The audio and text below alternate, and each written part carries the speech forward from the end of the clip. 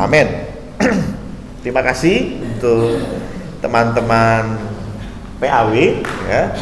Lama tidak melihat Pandu main musik ini ya. Puji Tuhan, sekarang kembali bermain musik ya, pelayanan musik. Dan hari ini kita mau membahas masih lanjutannya, dan tadi sudah disinggung oleh Ibu Ning ya, yaitu bicara tentang senantiasa. Ini masih di Matius 28 ayat yang ke-20 ya. Matius 28 ayat yang ke-20 masih bicara tentang senantiasa. Jadi janji Tuhan, Dia akan bersama kita ya. Dia akan menyertai kita. Itu kita sudah bahas minggu yang lalu. Dan menyertainya itu enggak 1-2 hari, tetapi hari ini kita belajar penyertaan Tuhan itu senantiasa. Tadi sudah dibahas juga oleh Mbak Ning, senantiasa itu selalu ada, non-stop, 24 jam. Itu senantiasa ya. Nah, yang menarik adalah apa sih yang Tuhan berikan di dalam penyertaannya gitu ya. Kalau kita bicara tentang penyertaan Tuhan, bukan Tuhan Yesus yang berserta kita, bukan Allah Bapa yang berserta kita. Minggu lalu kita sudah belajar Roh Kudus yang berserta kita. Nah, Roh Kudus bisa ada bersama kita sejak kita percaya kepada Kristus. Ketika kita percaya kepada Kristus, kita sudah dilayakkan oleh Kristus, kita sudah menjadi, tanda kutip ya, anak-anak Allah. Kita sudah lahir baru, maka akan ada Roh Kudus yang menyertai kita. Ya, makanya ada yang bertanya, Pak, bagaimana kita tahu kalau kita sudah ditebus? Nah, ya, bagaimana kita tahu kalau kita ini sudah ditebus? Oh, tenang saja, tulis rek spasi tebus. Ya enggak lah ya. Gimana sih caranya? Cirinya apa kalau kita itu sudah ditebus? Kita jangan cuma asal, oh saya udah orang Kristen, saya sudah gereja sejak kelas 2 SD, tapi rupanya engkau belum ditebus. Loh, ada loh yang begitu ya. Salah satu kawan saya, hamba Tuhan, pernah menyampaikan satu khotbah yang menurut saya menarik. Dia bilang begini, banyak orang Kristen itu seperti orang yang diberi aqua. Dia haus, sangat haus, lalu diberi aqua yang dingin. Wow, segar sekali ya. Dia senang sekali dengan botol aqua itu, dia senang sekali, tapi dia nggak pernah buka dan nggak pernah minum. Masih haus? Masih. Tapi dia senang sekali, oh saya sudah menerima botol minum yang dingin, yang segar. Dilihat, waduh segar sekali. Tapi sampai bertahun-tahun dia nggak pernah minum itu aqua. Hilang hausnya? Tidak. Ini sama seperti orang Kristen yang KTP-nya Kristen, jadi orang Kristen senangnya bukan main, tetapi dia lupa buka aqua, minum. Dia belum menerima Roh Kudus, dia belum lahir baru, sehingga di akhir hidupnya dia akan kaget, loh ternyata selama ini saya belum lahir baru. Karena itu kita mau belajar, ketika Roh Kudus menyertai kita senantiasa 24 jam, apa sih cirinya? Apa yang bisa kita rasakan? Gitu ya. Dalam firman Tuhan paling tidak ada 2 yang saya lihat. Apa yang menjadi dampak langsung dari penyertaan Tuhan yang senantiasa? Ibrani 13 ayat 25. Ibrani 13 ayat 25. Ibrani 12 ayat 13 ayat 25 ini berbicara tentang menyertai. Nah, ini kata yang sama yang dipakai di dalam Matius 28 ayat 20.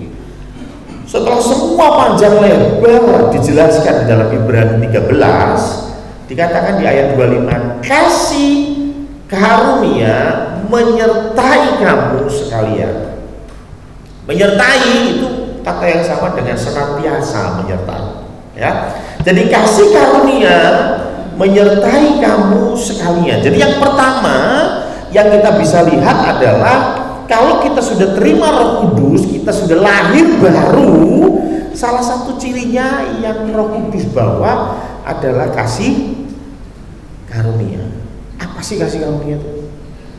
Menurut Anda kasih karunia itu apa sih? Sebenarnya kasih karunia itu bahasa Inggrisnya grace, ya, atau gift. Jadi kasih karunia itu sesuatu yang diberikan, bukan karena hasil usaha kita. Itu kasih karunia. Ya. Siapa di sini yang bekerja? Kita semua bekerja, ya. Ya. Dan ketika kita bekerja kita dapat gaji, itu bukan kasih karunia, itu upah. Gitu ya. Jadi itu upah. Kalau semua dapat, itu jatah. Betul ya? Ya. Bapak Ibu habis ibadah ini di luar ada sembako. Ya ini bercanda loh ya. Jangan nanti protes, katanya mau pendeta ada sembako. Contoh, gitu. Ada sembako, nanti setiap orang akan dapat satu. Gitu ya. Kenapa? Karena Anda adalah jemaat Condro Kusumo. Wah, berarti itu jatah. Betul kan? Jatah. Pokoknya Anda jemaat Condro pasti dapat. Gitu ya. Nah, kalau kasih karunia apa?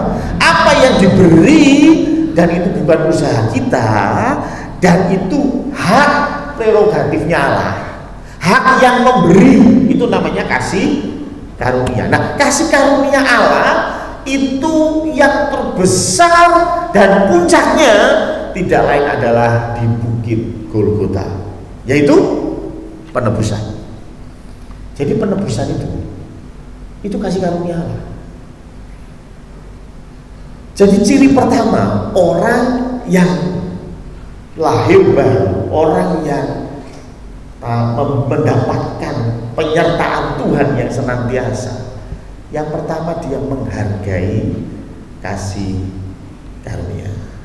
Ya. Kasih karunia itu harus dihargai. Ya. Loh, memang ada yang tidak menghargai? Banyak yang tidak menghargai. Dan itu yang membuat firman Tuhan berkata Roh Kudus berduka. Apa sih kasih karunia kok dihargai apa tidak? Karena kasih karunia ini adalah pengampunan dari Tuhan. Kasih karunia ini penebusan dosa dari Tuhan. Dan kita terima tanpa kita berbuat sesuatu. Itu membuat kita menyepelekan kasih karunia. Makanya saya pernah bicara, tapi sekali lagi pengajaran itu harus dilakukan berulang-ulang. Saya pernah bicara bahwa pengampunan, sekali lagi pengampunan itu bukan hak segala bangsa. Bukan ya. Pengampunan itu bukan hak segala bangsa. Kita seringkali berpikir pengampunan itu hak kita. Contoh kasus. Pandu bikin salah sama saya.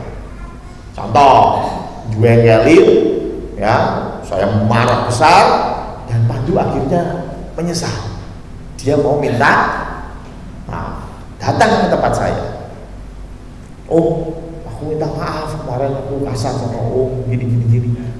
Terus saya bilang begini, sorry Pan, aku belum bisa memaafkan. Biasanya yang terlihat jelek itu siapa?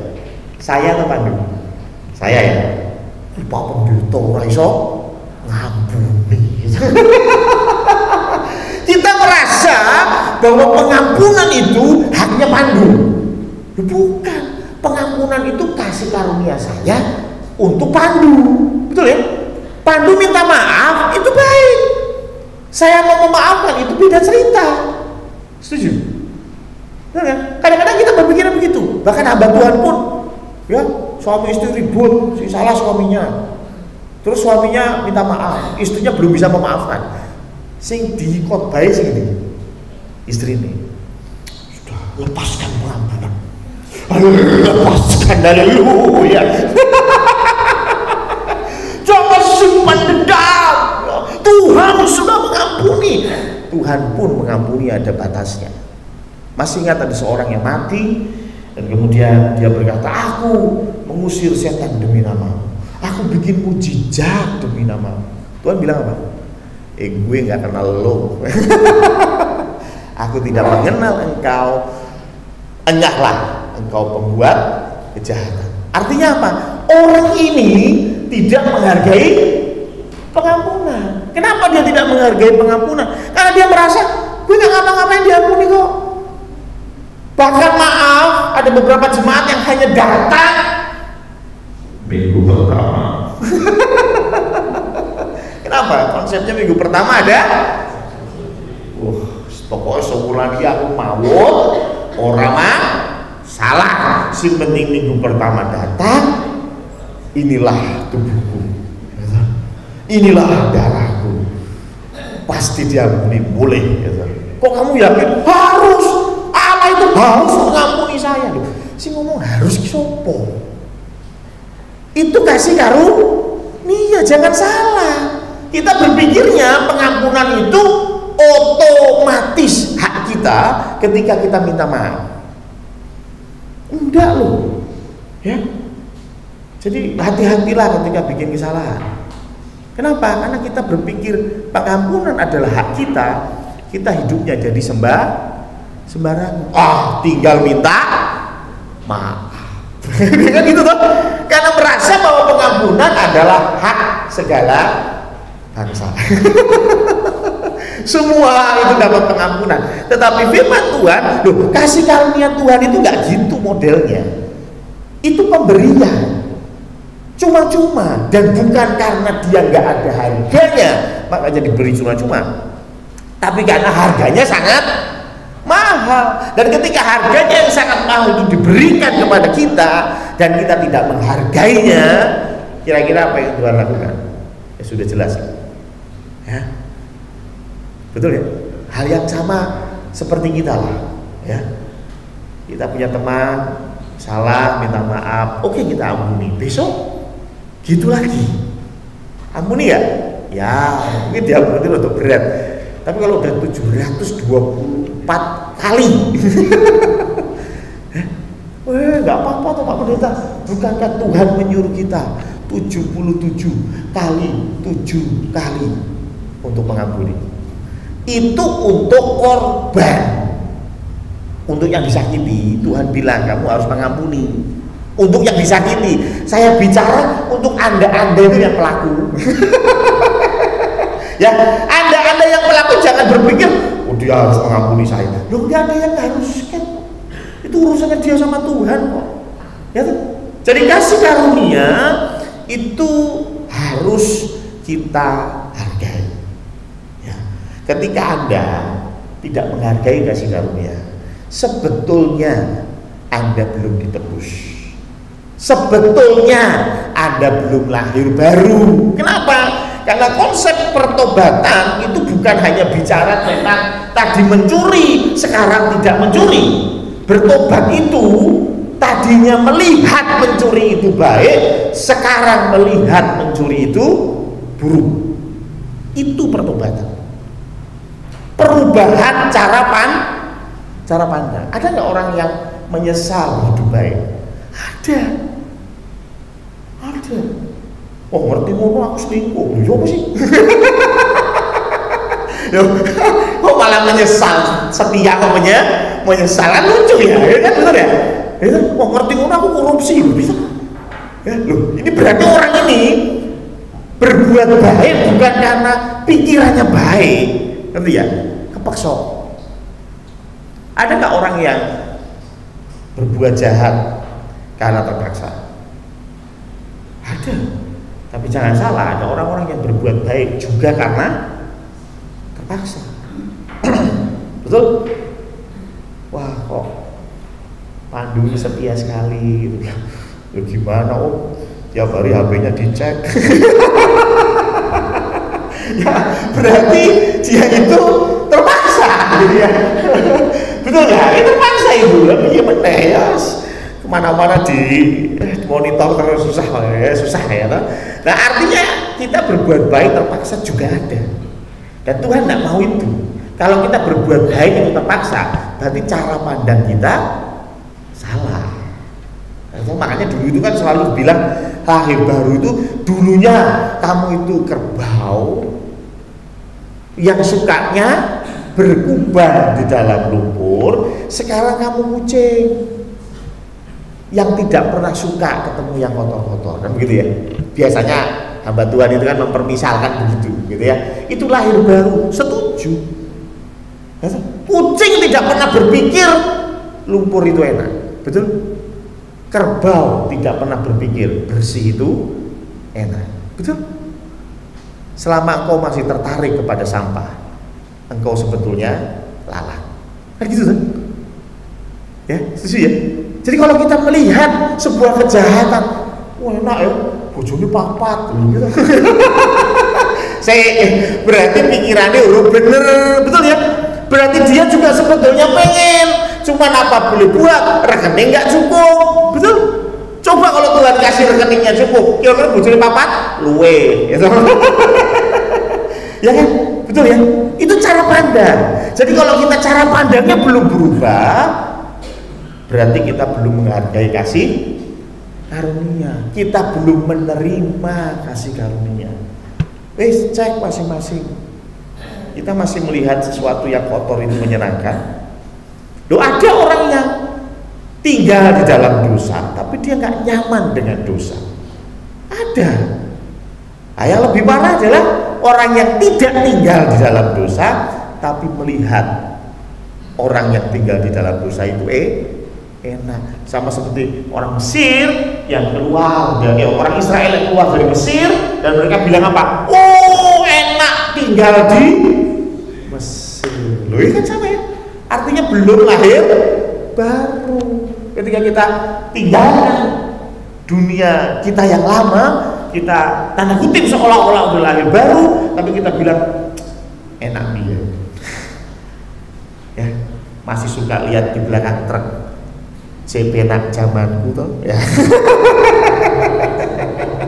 Ya, nah ini berarti belum lahir baru. Jadi yang pertama, ketika Roh Kudus senantiasa, berarti dia ada di dalam tubuh kita, ada di dalam hati kita, maka kita bisa menikmati dan menghargai kasih karunia. Kita akan melihat hidup di dalam dosa itu nikmat.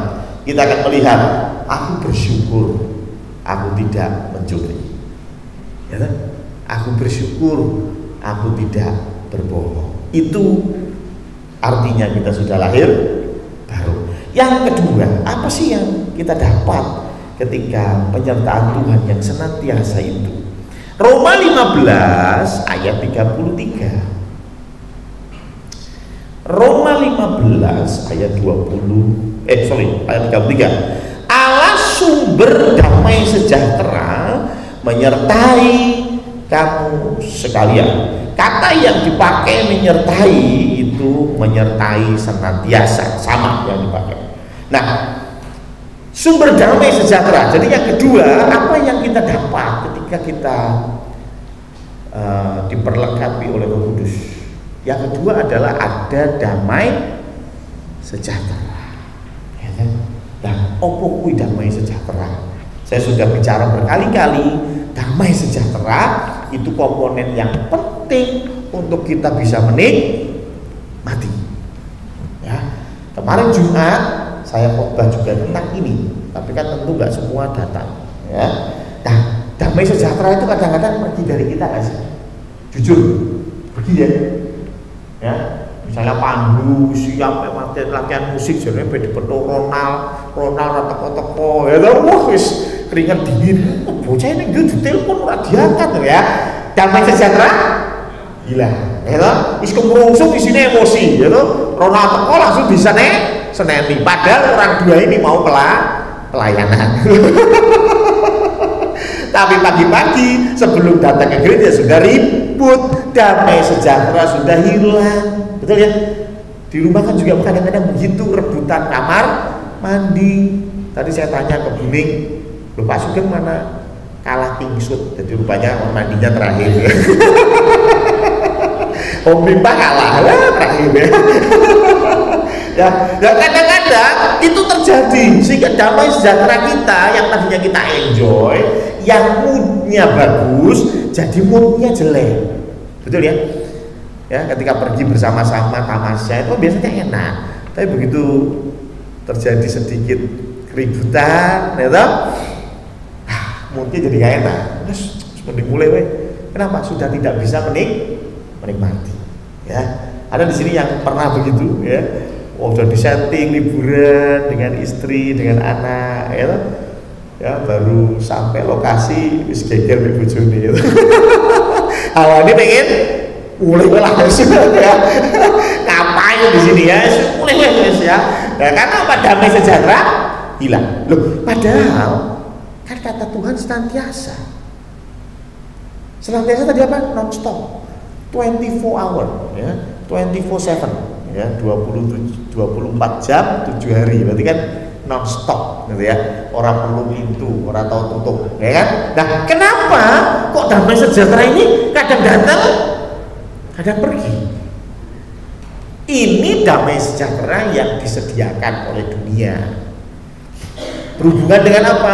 Berhubungan dengan situasi emosional, ya. Ini damai sejahtera yang diberikan oleh dunia. Makanya kalau situasinya sudah gak enak, wah damai sejahtera hilang, ya.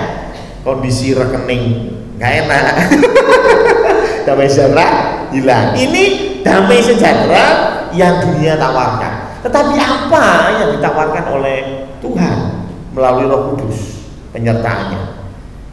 Saya melihat satu hal yang damai sejahteranya ini tidak akan pernah hilang, yaitu bicara tentang kepastian hidup kekal. Nah, ini kepastian hidup kekal. Loh, saya beberapa kali menjumpai orang-orang yang sudah di ujung hidupnya. Apa yang dikhawatirkan? Ya rupanya ini orang bakalan mikiri cicilan BRI, yakin ya.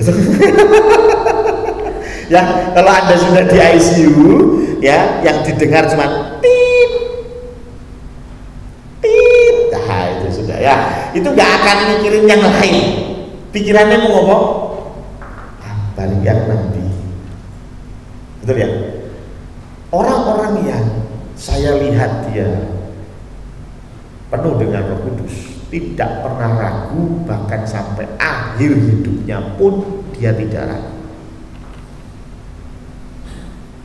Paulus dipenggal. Ketika dipenggal dia menyangkal Kristus? Tidak. Bahkan dia berkata bahwa mati adalah keuntungan. Hidup untuk Kristus, mati adalah keuntungan. Dan itu tidak hanya omong doang, enggak. Dia betul-betul lakukan itu, hidupnya untuk Kristus. Tapi ketika dia mati, dia tidak pernah menyangkal Tuhan, karena dia tahu ada kehidupan kekal yang Tuhan sudah sediakan. Cuman orang-orang yang belum hidup baru, mereka akan ragu tentang ini. Loh, sekarang ini mungkin Anda belum merasa, belum ada di titik yang tadi saya sampaikan, ya.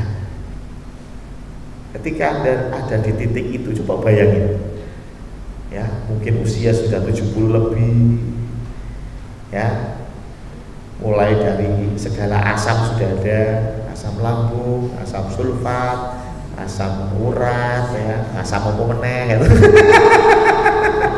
Wes macam-macam pokoknya itu. Nah, dicek darahnya itu, wah, itu petugas lab aja angkat tangan gitu. Ada di sini yang pernah dicek darahnya, terus sampai petugas labnya iki angkanya ora metu saking duri ya. Saya tahu ada di sini ya. Ya, pakai alat tuh sampai alatnya nyerah ya. Bayangin coba ya. Lu kalau sudah ada di titik itu, pertanyaannya, kau ragu nggak? Lah, engkau ragu nggak? Nah, kalau sekarang badannya masih sehat, wah aku mati. Oh, badannya sehat, ya. Coba engkau divonis, Pak, Anda kena CA kolon stadium 4. C iso? Hehehe. Halo. Anda sekarang sehat-sehat, puji Tuhan loh. Ya, saya bukannya doain Anda kena CA, bukan. Tapi maksud saya kondisi itu suatu hari nanti ada di hadapan Anda. Pasti semuanya, saya pun begitu. Ya toh semua kan pasti mati. Ya kan? Ya, entah bagaimana caranya dan kapan, tapi yang jelas semua pasti mati. Pertanyaannya, apakah engkau ragu tentang penebusan Kristus? Apakah engkau ragu tentang hidup yang kekal? Apakah damai sejahtera yang Tuhan berikan tetap ada?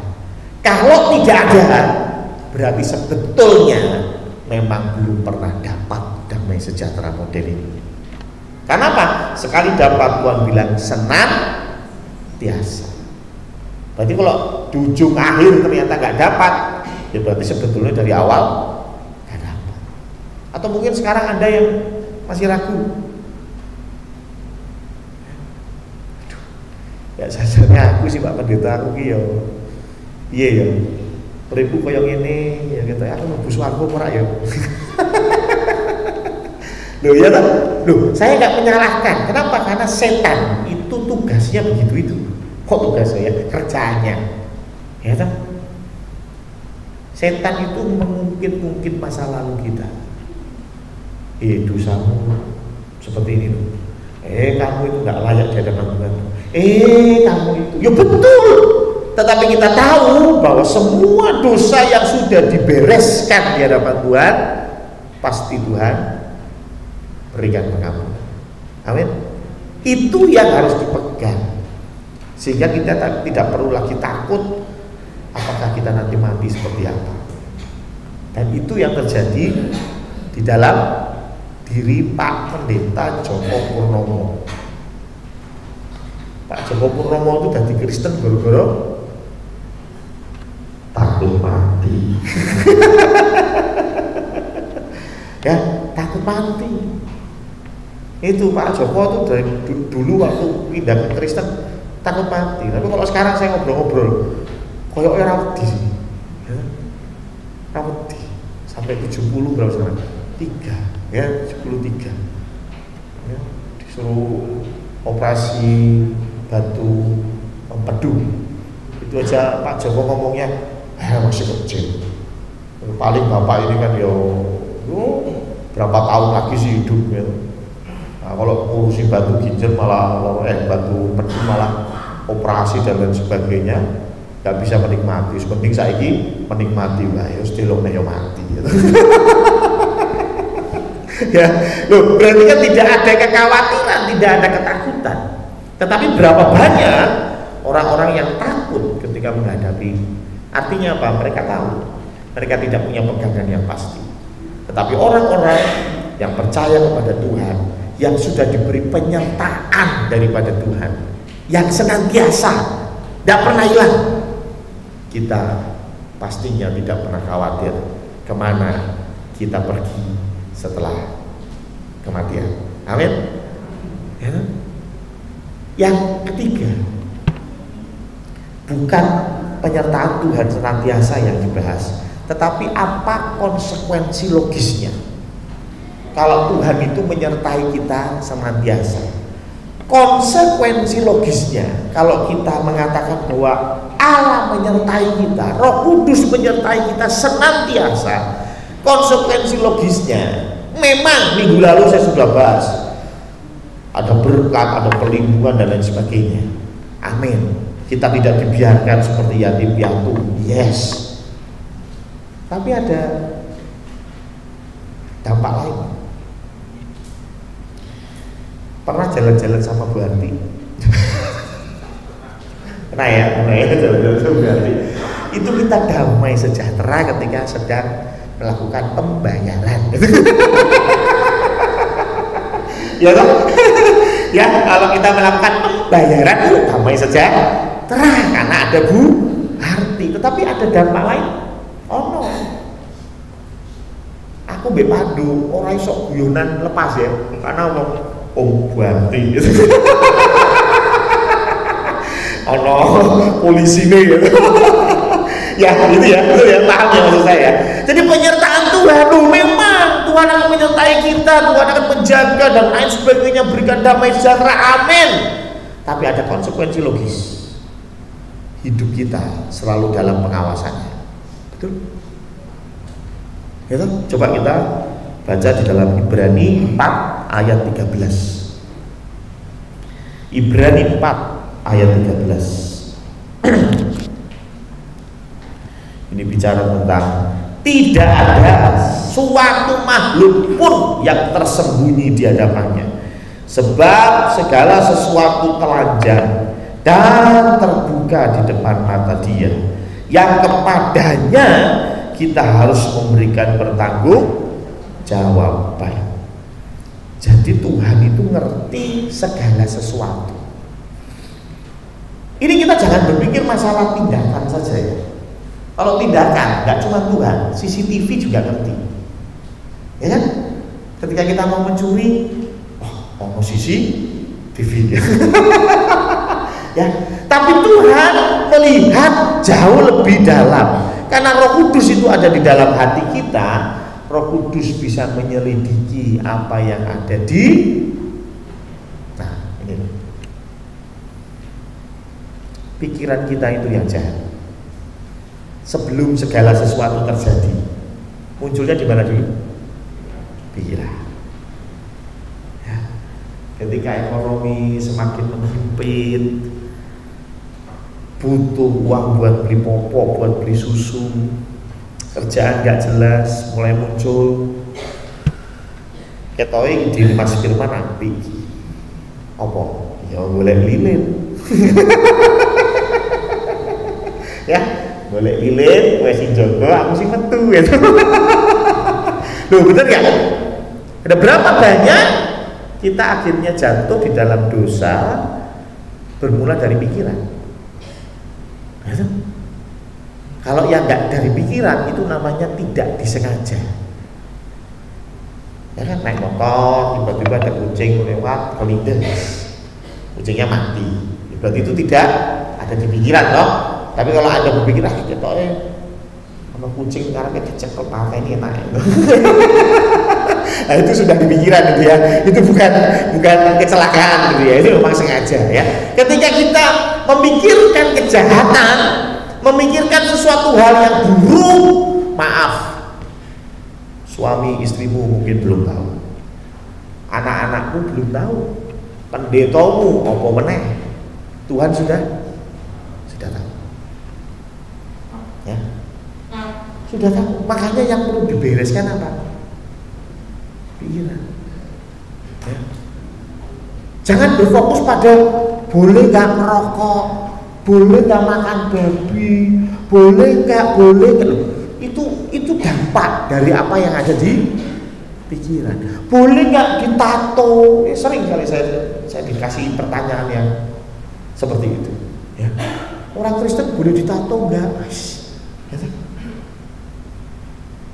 Orang Kristen boleh nonton bioskop enggak? Loh, pernah tahun 90-an itu, 80-an orang Kristen tidak boleh nonton bioskop ya. Ya, itu pernah terjadi. Tapi sekali lagi itu hanya di luar. Tuhan melihat jauh ke dalam. Pernah punya pikiran untuk menyakiti pasangan? Pikiran aja. Nggak usah ngaguk, saya udah tahu. Ya, dari tatapan matanya udah kelihatan. Iya. Ya, pas suami saya tidur pengen tak ketemu bantal, mati sisan. Loh, ini namanya orang jengkel kan pernah ya, lo pernah ya, lo. Itu pikiran. Sudah dilakukan? Belum. Tuhan sudah catat? Sudah. Dan itu konsekuensinya ketika kita disertai oleh Tuhan. Ayo bereskan pikiranmu. Lah punya pikiran itu beres. Seperti khotbah saya Jumat kemarin. Apa yang ada di dalam itu karena apa yang kita makan. Anda tahu ini apa isinya? babi panggang, sate kambing, ini ya isinya ya. Kenapa ini yang saya makan? Apa yang ada di dalam, yang pasti apa yang kita makan. Betul kan? Ada satu cerita bagaimana ada seekor hiu itu tertangkap gitu ya oleh nelayan. Ketika dibuka perutnya tuh isinya macam-macam. Ono plat nomor, itu ono sepatu. Artinya apa? Itu yang dia makan. Apa yang ada di dalam itu apa yang kita makan. Pertanyaannya, kita makan apa? Ya? Circle kita apa? Loh, Tuhan memang bilang kita harus berdamai dengan semua orang. Kita harus berhubungan baik dengan semua orang.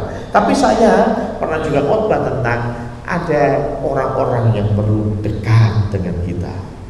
Ada orang-orang yang jangan dekat. Loh, ini jujur, jangan terus wah ini diskriminasi. Enggak. Tuhan aja punya 3 murid yang spesial. Betul? Siapa? Petrus, Yohanes, Yakobus. Ini selalu ring pertamanya Tuhan. Ring keduanya Tuhan itu 12 murid. Ring ketiganya Tuhan 70 murid.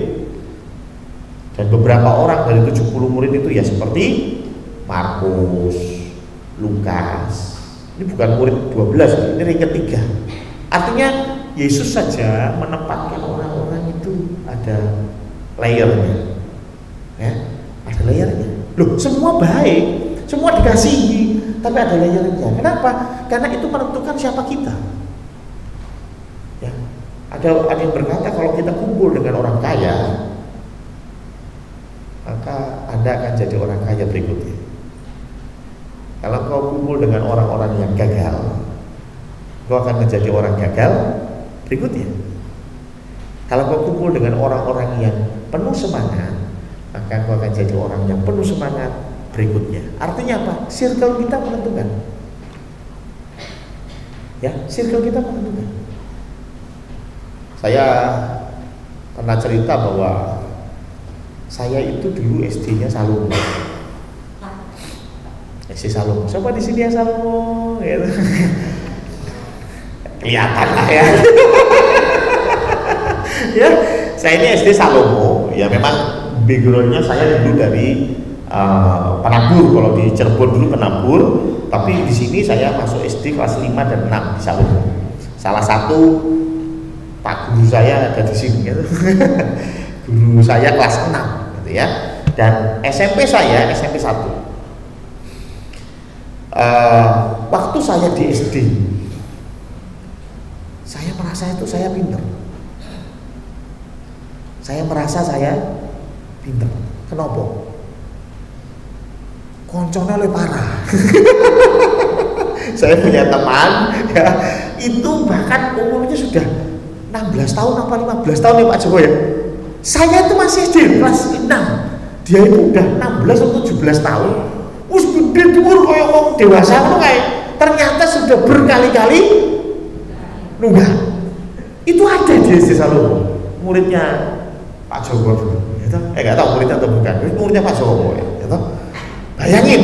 Jadi saya ini maaf kata ora sasinau wis paling pintar. Ya. Siapa yang bisa menjawab 7 tambah 5? Saya 12. Oh, teman-temannya hebat. Bisa jawab 7 tambah 5. Karena apa? Circle-nya kurang. Tapi begitu saya masuk SMP 1, saya masih ingat yang dari SD Salomo cuma 2 orang. Kalau Pak Joko masih ingat Ayu tuh ya Pak Joko ya. Saya sama Ayu yang masuk di SMP 1. Ayu itu juga pinter di SD Salomo tuh dia juga top ya. Kita masuk ke SMP 1. Jujur paling goblok saya di SMP 1 ya.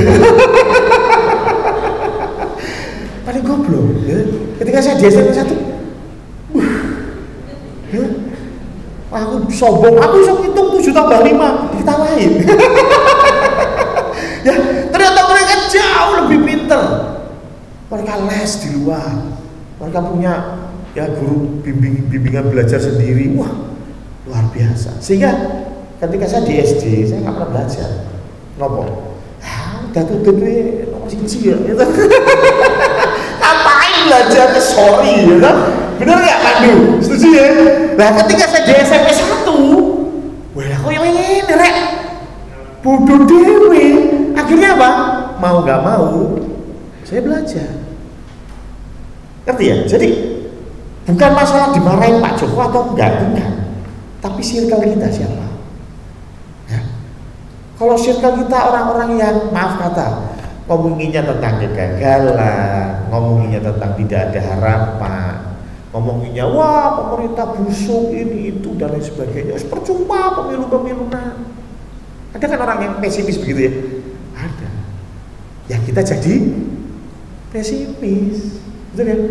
Tapi kalau ada orang, wah 2024 kita harus memilih orang-orang yang tepat supaya Indonesia ini bisa bangkit dan melanjutkan apa yang sudah jadi tracknya Pak Jokowi. Wah mantap ya kan? Nah, kita jadi semangat dong, betul kan? Circle piye gitu loh. Circle piye supaya apa? Apa yang masuk tadi, yaitu yang ada di dalam. Kamu ketemunya sama orang-orang yang selalu worry, khawatir terus, macam musim khawatir, toh, makan gorengan, ucuk, kanker usus, saya lagi makan bebek, kolesterol, saya lagi, ya, jadi ikut kondangan ceritanya mau penyakit, ya, capek, ya. Jujur saya punya satu teman yang worry banget. Wes itu jadi worry itu masalah makanan, gitu. Loh, saya sadar, cuman maksudnya itu terlalu worry gitu ya. Saya pernah makan di daerah Bogor, ya di daerah Bogor Puncak, itu ada yang jual rujak bebek. Do you know what the meaning of rujak bebek? Jadi buah-buahan itu dimasukin ke satu palung gitu ya, ya pokoknya bulat begini ya, terus dalamnya bolong, masukin dalam, kasih bumbu juga, terus dikecek. Habis dikecek, diambil, taruh di daun pisang gitu ya. Bahkan sendoknya pun dari daun pisang yang ditekuk gitu ya. Nah, ketika kita makan itu, teman kami itu komen ya, sebelum kita baca komennya kita sudah ngomong semua, iki mesti menyacat. Ternyata betul apa yang diisinya dia itu apa, alat bebek itu nggak pernah dicuci gitu. Itu bekasnya orang gini gitu itu nggak pernah dicuci, ini kotor gini, wah nanti nyebabin ini loh, perutnya sakit gitu. Aduh, itu mangannya dewi dari raina itu. Setelah dibocor itu mangan sih lah. Loh, bukannya terus kita tidak menjaga kebersihan, maksud saya terlalu worry dan itu membuat dampak kepada yang lain, tidak enak, betul nggak? Loh, ya wis lah, kita sudah berdoa, amin, ya wis lah, makan sudah lah, damai sejahtera, sudah usah bingung mikirin ini itu, malah orang iso menikmati. Tapi ada loh orang seperti itu, ya mungkin teman-teman kalian juga ada yang seperti itu, ya, aku lifting, wah hati-hati loh, ya mau saku ini, wah lambemu duel, itu malah ya saya, ya, burung sempet bar lifting kan, wis pikiran tangan dindi, ya toh, betul ya, ya, hal-hal semacam itu yang menentukan apa, circle kita. Ya, pertanyaan saya, circle-mu piye? Maaf ya, kalau circle-nya orang-orang yang suka selingkuh, iya kira-kira. Dia akan merasa selingkuh itu hal yang normal. Loh, aku kumpul di kocok-kocok gue, piye? Gembleanmu gitu. Masya Allah, ya kan? Ketemu langsung takut, piye gembleanmu? Masyarakat, dan itu apa? Aku tuh kok kayak iPhone, aku tuh nyopo masyarakat, gitu. Hal yang biasa buat mereka. Loh, ada nggak yang begitu? Ada. Nah, kalau Anda tahu firman Tuhan, ngerti nek kuwi circle yang nggak bener. Oh, jadi sok-sokan, Pak Pendeta. Circle saya memang nggak bener, tapi Tuhan utus saya menjadi terang bagi dunia ini. Sesuk nek koyo ngono. Ya, jangan sok-sokan lah, ya toh. Jangan sok-sokan iman saya kuat Pak Pendeta, nanti teman-teman saya bikin bertobat semua, ya toh. Kita bikin yang logis aja lah, ya. 99% Anda yang takut. Beda cerita kalau Tuhan memang betul-betul suruh melayani mereka. Nah, tapi kalau enggak, sudah usah cari penyakit, ya sudahlah, tinggalkan. Circle yang baik masih masih ada. Ya. Circlemu misalnya Bu Harti, circle-nya Bu Yante, circle-nya Pak Marno, Bu Lina, sebulan aja. Oh, doanya bisa 1 jam. Ya benar ya? Karena apa? Circle menentukan. Setuju? Ya, circlemu piye? Orang-orang terdekatmu gimana? Orang terdekatmu semuanya gosipin orang. Gosip terus ya. Makanya ada filsuf yang mengatakan begini, orang di level atas itu membahas tentang ide-ide. Aku punya ide. Orang-orang di level tengah itu membahas tentang kejadian. Wah, ini kayak kereta tabrakan. Seru banget kan ceritanya ya. Itu orang-orang menengah ya tuh. Orang-orang bawah membahas apa? Membahas orang lain. Alias gosip. Betul kan? Ya, lah levelmu di mana? Ya tuh, kalau circle orang gosip semua ya wes, levelmu yang gosip mau. Ya tuh. Ya. Gak pengen tak masuk level yang atas, membahas ide-ide. Tahu nggak kapan kita membahas ide-ide? Rapat panitia. Loh, itu high class yang datang. Kenapa? Kita membahas ide. Betul nggak? Kita pernah gosipin di rapat panitia? Sering. Ya. Maksudnya, maaf ya, enggak. Di rapat panitia kita membahas ide. Nggak mungkin kita bahas orang lain, kita bahas ide. Ya. Kenapa? Loh, karena kita mau maju, circle kita yang sehat. Ya, circle-nya yang sehat, supaya ketika circle kita sehat, pikiran kita juga sehat. Apa yang kita makan itu yang diisi di kepala kita. Tentunya tidak hanya circle, firman Tuhan itu juga jauh lebih penting. Tapi kayaknya sudah harusnya sudah menjadi dasar kekristenan.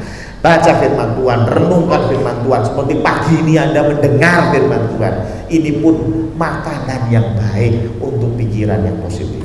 Tetapi ingat, perhatikan circle, dengan siapa kau berjalan sekarang, supaya ketika Tuhan menyertai kita senantiasa, Tuhan melihat bahwa apa yang kita pikirkan itu kerajaan Allah. Amin. Mari kita tutup di dalam doa. Shalom, selamat pagi. Mohon perhatian sebentar Bapak Ibu. Kita akan menyimak warta jemaat kegiatan sepekan untuk GIA Condrokusumo. Usai ibadah ini nanti jam 10 ibadah tunas remaja akan memperingati Hari Anak Nasional. Pukul 3 sore, pukul 15 Genji akan memperingati Hari Anak Nasional. Untuk nanti sore ada ibadah kedua pukul 17, di mana petugasnya pujian oleh Diaken Suharti, Ibu VB, Saudari Eli. Untuk LCD Saudara Kavi. Firman Tuhan dibawakan oleh Pendeta Samuel Priyotomo, doa syafaat oleh Bapak Yakub Suparja, pengumuman Pendeta Samuel, musik Saudara Stephen, Saudara Ino, dan Saudara Gunung. Selasa 25 Juli 2023 pukul 18.30 untuk persekutuan doa malam, petugas Bapak Lukas Purwanto. Jumat 28 Juli pukul 18.30 ibadah KPK. Di sini ibadah gabungan KPK Sukacita dan KPK Kasih bertempat di gereja, pujian oleh Ibu PB Kristiana. Sabtu 29 Juli pukul 15 JKK KU 3-8 tahun bertempat di gedung gereja. Pujian oleh Ibu Lisa, firman Tuhan disampaikan oleh Ibu Ning. Untuk JKK KU 9 sampai 11 tahun bertempat di lantai 3. Pujian Ibu Martina, firman Tuhan disampaikan oleh Ibu Wiji Lestari. Untuk kebaktian minggu depan 30 Juli 2023 ibadah sore digabung dengan ibadah pagi. Adapun petugasnya aser oleh Bapak Ibu Yakub Suparja, majelis pendamping Diaken Purwoko, pujian Ibu Riyati, Ibu Wahyu Septiana, Saudara Abigail. Firman Tuhan disampaikan oleh Pendeta Samuel Priyo Utomo. Doa syafaat Diaken Danu, pengumuman Ibu Kristiana SW, musik Bapak Alfian, Saudara Dian, Bapak Eko, dan Saudara Wide. Menginjak laporan keuangan, laporan kas pembangunan tahap 3, saldo per 22 Juli sebesar Rp20.681.375. Untuk persepuluhan minggu 16 Juli terkumpul Rp7.006.000. Untuk warta khusus, telah dibuka penerimaan pendaftaran murid baru PAUD Alfa tahun ajaran 2023-2024. Persyaratan anak berusia 3-4 tahun, fotokopi akte kelahiran, fotokopi KK, fotokopi KTP orang tua, fotokopi KMS, pas foto 3x4 4 lembar. Bagi Bapak Ibu Saudara yang memiliki putra putri atau kerabat berusia 3-4 tahun dan ingin mendaftarkan diri, bisa menghubungi Ibu Ina. Dalam rangka memperingati HUT RI ke-78 akan diselenggarakan berbagai lomba pada hari Minggu tanggal 30 Juli 2023 di Gia Condrokusumo. Jadi setelah ibadah pagi. Demikian warta yang bisa kami sampaikan. Mungkin ada tambahan. Shalom, selamat pagi Bapak Ibu yang terkasih. Masih semangat? Ya. Saya mewakili si acara. Pagi hari ini akan mengumumkan kalau minggu depan sesudah ibadah pagi kita akan bersama-sama merayakan HUT RI ke-78 dalam bentuk lomba. Lombanya buat kita semua, tidak terlalu ekstrim. Yang sepuh-sepuh jangan takut untuk ikut. Kali ini kita akan benar-benar fun games, di mana kita bisa bersatu, kita bersama-sama bersuka cita merayakan kemerdekaan yang tentunya sudah Tuhan berikan. Ada 5 lomba yang akan kita lakukan pada minggu depan, yaitu bola tampah, estafet balon, estafet bola, sarung, estafet sarung, dan baca Alkitab.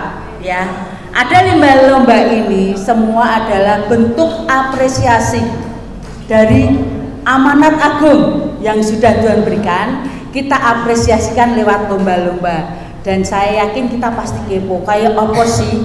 Saya berharap semuanya bisa berpartisipasi. Bagi ibu-ibu yang suka pakai rok, saya harapkan besok pakai celana panjang, supaya kita lebih bebas, leluasa bergerak, dan kita bisa benar-benar mengikuti setiap game yang diadakan. Dan untuk lomba baca Alkitab, kita harapkan anak-anak muda semuanya ikut, ya.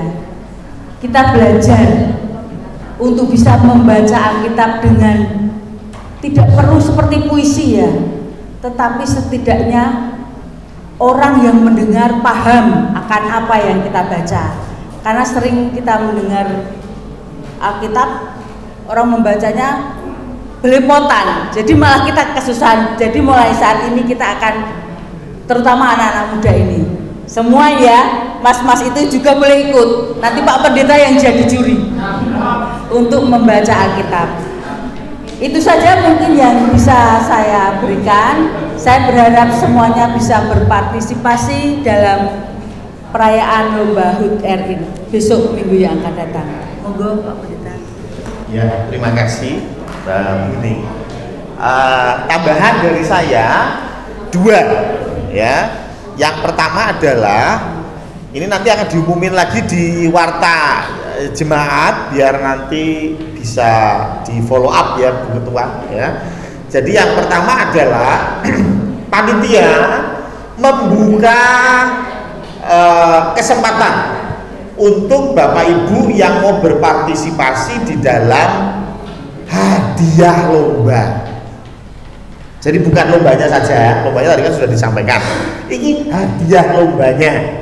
Misalnya, kan ini ada 5 kategori, berarti satu kategori pemenangnya 3, betul ya?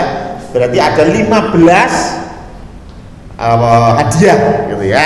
Dan perlu dipahami bahwa ada yang kelompok, ya seperti tadi perpindahan 4 kelompok ya. Yang 4 kategori itu kelompok, ya. Jadi pindah sarung tadi ya. Contohnya pindah sarung, memindahkan sarung, ya. Paling gampang itu memindahkan uang, ya. Transfer maksudnya ya. Nah, memindahkan sarung gitu ya. Nah, memindahkan sarung ini kan orangnya banyak, mungkin 5 orang gitu ya, apa 10 orang, saya nggak tahu nanti panitia gimana.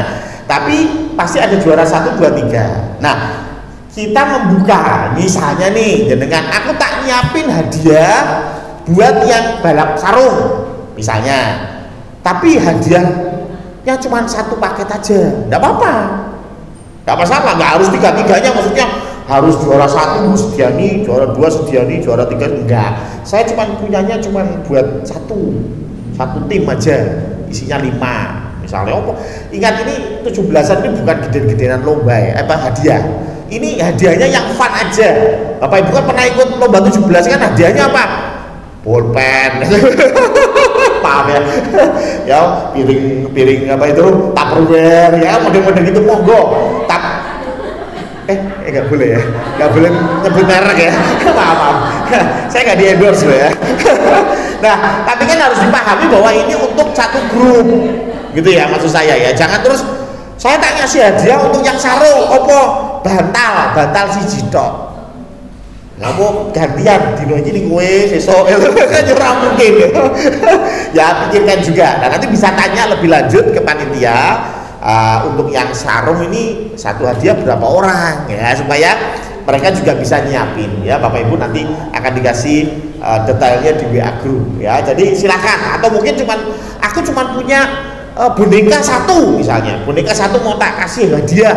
Oh ya berarti dibaca Alkitab aja, karena baca Alkitab 1 tok gitu ya. Ini buat hadiah yang keberapa? Yus terserah. Nah, nanti kita yang memutuskan, maksudnya panitia yang memutuskan. Ya, jangan sampai nanti ada ngotot terus pokoknya aku untuk hadiah nomor 1 ini hadiah nomor 1. Ternyata boneka cili sama ini. Sing hadiah nomor 3 boneka sama ini. Itu kan lucu ya toh. Nah, kita yang menentukan pokoknya hadiahnya serahkan ke panitia, nanti kita yang mengkoordinir gitu ya. Misalnya cuma bisa 1 item saja, itu pun nggak apa-apa. Ya. Tapi ojo ngarani. Ya. Buning saya punya diskrip, masih usum nggak sih diskrip? Diskrip tahu ya? Ada ya. Saya punya diskrip 2 di rumah. Ya wes kasihkan ke panitia.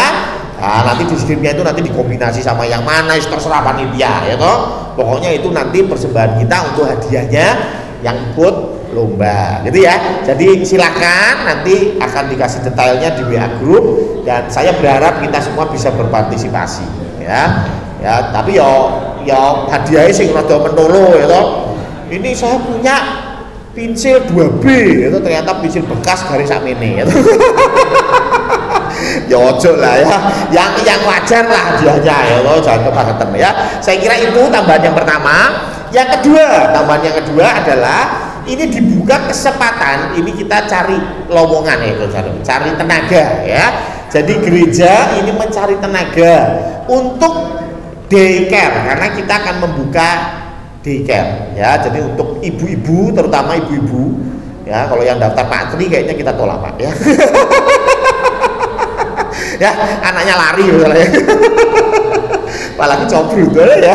Jadi untuk ibu-ibu yang mungkin ada banyak waktu luang ya, bisa bergabung untuk kita bisa menyiapkan untuk daycare. Ya, daycare-nya di mana? Di gereja ya. Jadi kalau yang mau berminat bisa kontak ke Bu Harti juga. Ya, Bu Harti atau saya boleh ya, WA aja boleh atau langsung ngomong ya, nanti kita akan diskusikan ya. Nanti ada tesnya juga ya, salah satu tesnya naik turun lantai 3 ya. Tes fisik ya, enggak ya. Jadi kurang lebih begitu ya. Ini untuk yang perempuan diutamakan ya, yang bisa ngomong ya, untuk anak-anak ya. Saya kira itu tambahan 2 pengumuman. Ya, sudah Bu Ketua, ada lagi? Sip ya. Oke, kita akan tutup di dalam doa. Mari kita bangkit berdiri.